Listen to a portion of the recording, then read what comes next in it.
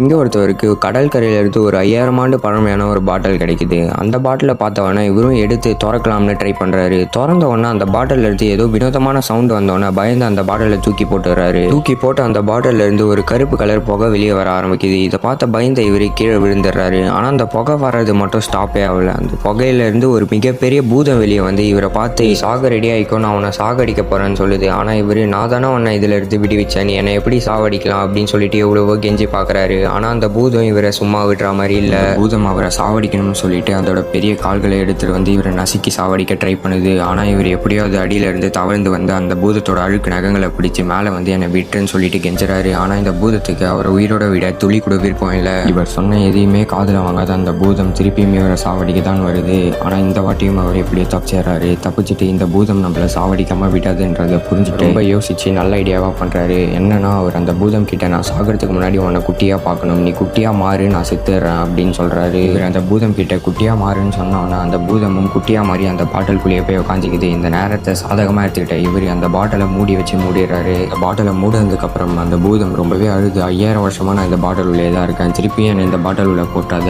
என்னை வெளியே விட்டேன்னா நான் உன்னோட 3 ஆசையை நான் நிறைவேற்றுறேன்னு சொல்லிட்டு இவர்கிட்ட ப்ராமிஸ் பண்ணுது. இதை கேட்ட இவரும் அந்த பாட்டிலை ஓப்பன் பண்ணி விட்டுறாரு. அதுக்கப்புறம் அந்த பூதமும் இவரோட ஆசையை ஒன்று நிறைவேற்ற ஆரம்பிக்குது.